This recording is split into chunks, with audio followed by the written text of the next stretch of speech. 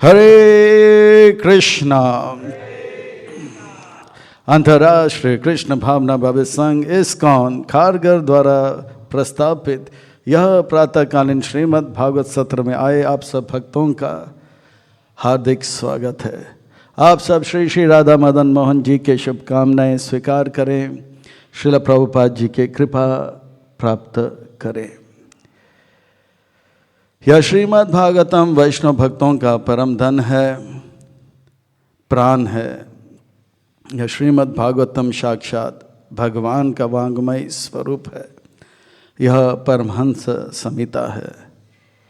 परमहंस चक्र चूड़ामणि श्रील सुखदेव गोस्वामी महाराज श्री उन भगवान कृष्णचंद्र के दिव्य नाम रूप गुण लीलाओं को स्मरण करते करते करते गंगा के तट पर हरिद्वार में सुकताल में आमरन अनशन व्रत परायण परीक्षित महाराज जी को उन भगवान के दिव्य कथाएं स्मरण कराते हुए कह रहे हैं कि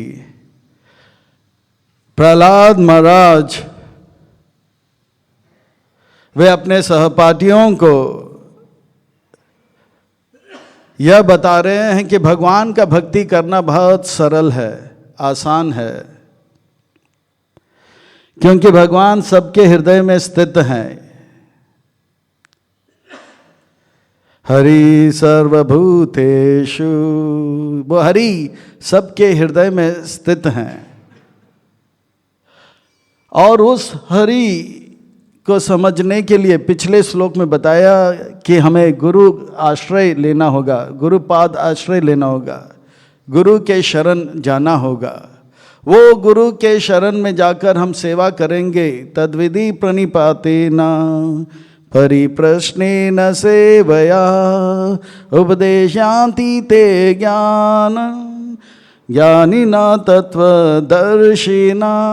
इस प्रकार से विनम्र भाव से सेवा करने से गुरु के कृपा से वो हरि का दर्शन होता है।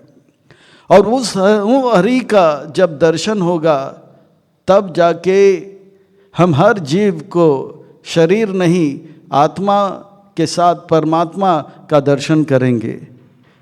प्रहलाद महाराज कह रहे हैं कि जिस वक्त हम हर शरीर को देखकर, हर जीवात्मा को देखकर, हर शरीर को देखकर आत्मा के साथ परमात्मा का दर्शन करेंगे तब हमें शुद्ध भक्ति आरंभ होगा।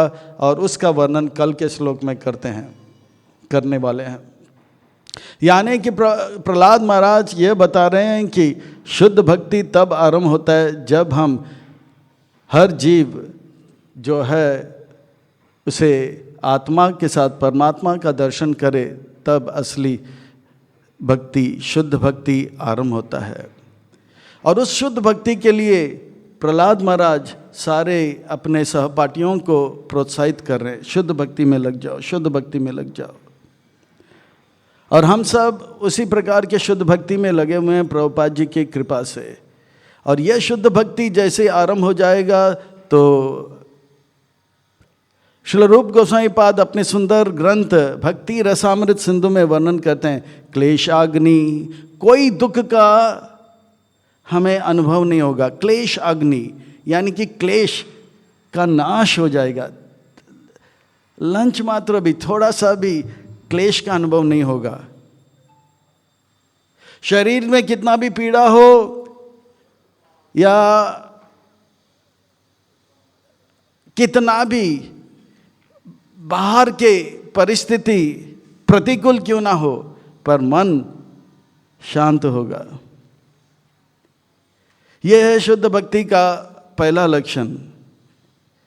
और वो शुद्ध भक्ति के आरंभ होगा तो कहते हैं कि हरि सर्वेषु भूतेषु, वो हरि सबके हृदय में है परमात्मा के रूप में।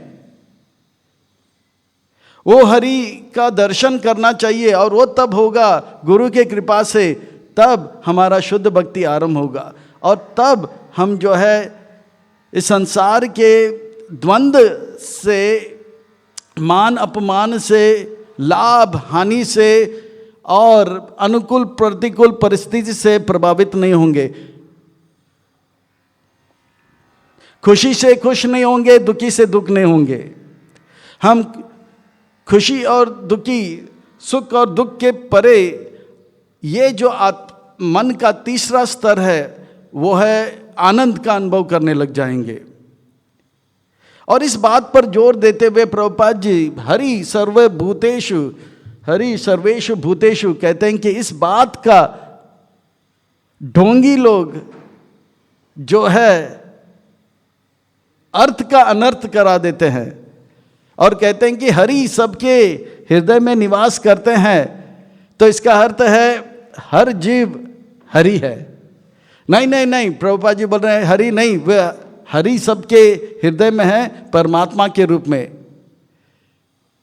और ये डोंगी लोग आगे बढ़ चढ़ के कोई गरीब व्यक्ति को कहते हैं यह है दरिद्र नारायण, तो कोई है स्वामी नारायण। सेठ को बोलते हैं स्वामी नारायण और नौकर को बोलते हैं ये दरिद्र नारायण है। नारायण है, वो लक्ष्मी के पति हैं, वो कैसे दरिद्र हो सकते हैं? ये डोंगी लोगों का यहाँ पे इस श्लोक में के तात्पर्य में प्रभुपाद जी पर्दाफाश कर देते हैं, ये अर्थ का अनर्थ कर देते हैं। हरि सर्वेषु भूतेषु का अर्थ यह नहीं कि हर जीव हर शरीर में हरि निवास करते हैं। नहीं, हरि निवास करते हैं परमात्मा के रूप में, ना कि हरि दरिद्र हो गया। यह अर्थ का अनर्थ हो गया। आज से संभवतः 15 साल पहले या 20 साल पहले मायापुर ये जो गौर पूर्णिमा फेस्टिवल होता है, तब एक प्रभु जी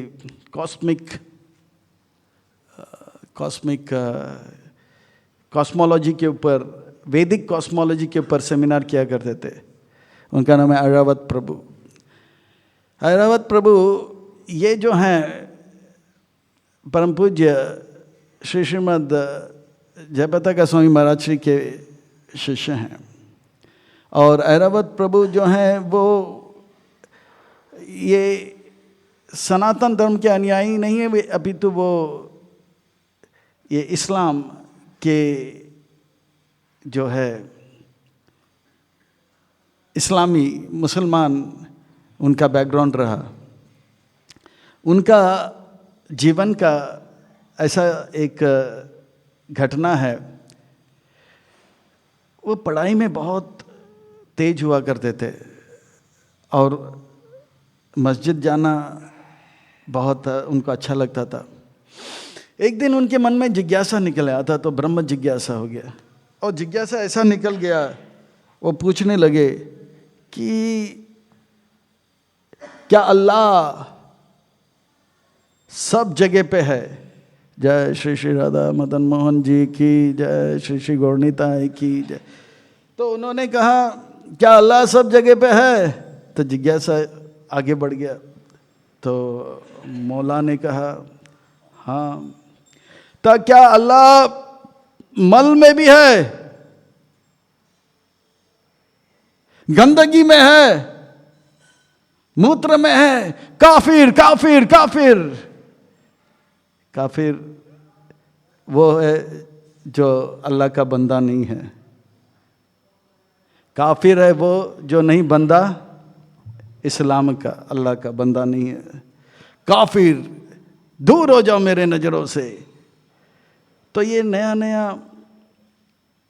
इंक्विजिटिव जिज्ञासु था, फिर उनको धर्म से ही नफरत होने लग गया। वो नास्तिक बन गया। लंदन में गया ऊंचे पढ़ाई के लिए, और जो पाश्चात्य देश के संस्कार उन्हें भा लिया, नशा करना, जुआ खेलना, अवैध संग, मांसाहार करना, ये सब चालू कर दिया। एक दिन नशा करके ऐसे पूरी तरह से मदहोश हो गया कि दोस्त के घर में नाचते नाचते फिर मदहोश होकर उनके कमरे में गिर गया ठप करके। सुबह का दोपहर हो गया, आंख खुल गया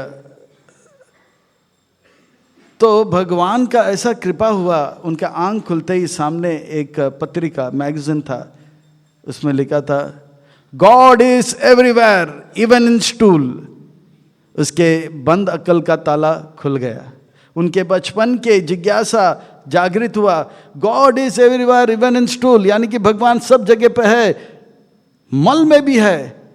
अब बचपन की वो जिज्ञासा फिर तीव्र हो गया और वो पढ़ने लगा आर्टिकल, और ये आर्टिकल कृष्ण कृपा श्रीमूर्ति अभय चरणारविंद भक्ति वेदांत स्वामी श्रील प्रभुपाद जी द्वारा लिपिबद्ध था।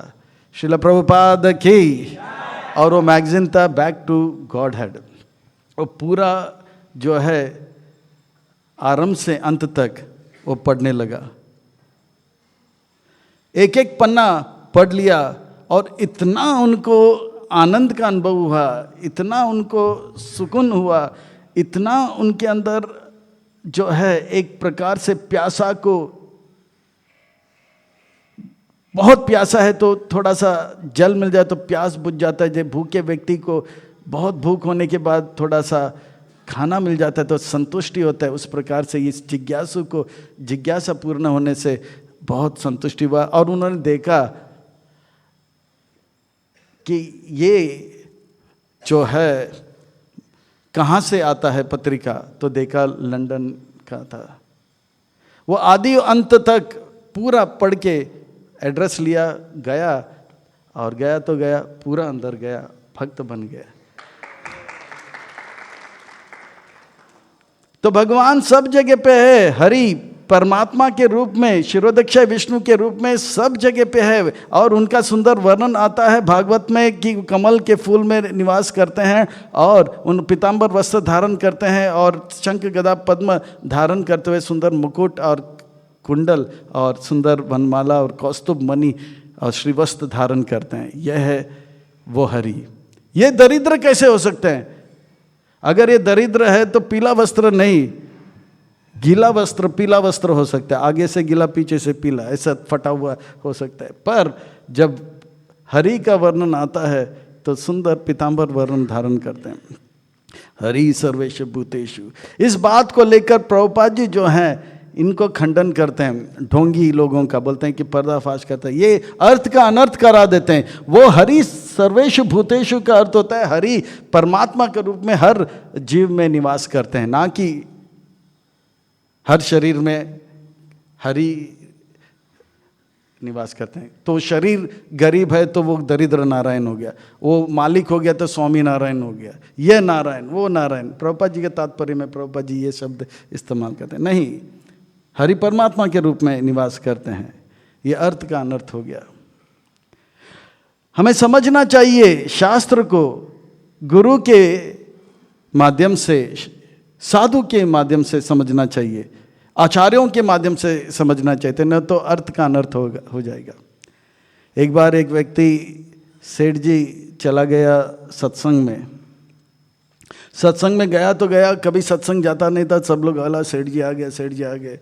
तो सेठ जी आए तो आए, सत्संग में आए तो सत्संग के बाद सीधा अपने पत्नी को तलाक दे दिया, पत्नी को घर से निकाल दिया और काम वाली जो थी नौकरानी को वो महारानी कर दिया, अपना जीवन साथी कर दिया। तो सब दोस्तों ने बोला ये क्या कर रहे हो, ये तो अनर्थ है, ये तो ठीक नहीं है, अच्छा नहीं है। बोला नहीं नहीं, गुरु के मुख से मैंने सुना, गुरु मुख पद्म वाक्य चीते ते करिया क्या। तो बोला गुरुजी ने ऐसा क्या बोल दिया कि आपने अपने पत्नी को, धर्म पत्नी को निकाल दिया? तो बोला गुरुजी ने कहा माया को छोड़, शांति के साथ रहे, और मेरा पत्नी का नाम है माया, मैंने उसको हटा दिया, और शांति मेरा नौकरानी का नाम है, उसको मैंने ले लिया। अरे अर्थ का अनर्थ हो गया। गुरुजी क्या कह रहा है उसे समझना चाहिए, साधु से समझना चाहिए, आचार्यों से समझना। माया को छोड़, शांति के साथ रहे। तो एक बार सत्संग में एक राजस्थानी व्यक्ति था और वो बहुत खुश हो रहा था, क्योंकि सत्संग में जो वक्ता था, वो प्रवक्ता था, वो कह रहे थे इस्कॉन के अच्छे भक्त बनिए, इस्कॉन के अच्छे भक्त बनिए, कृष्ण के अच्छे भक्त बनिए। और वो बहुत खुश हो गया। फिर सब लोग बोला इतना खुश क्यों हो रहे? बोला कि इस्कॉन के अच्छे भक्त बनिए हैं और हम बनिए हैं।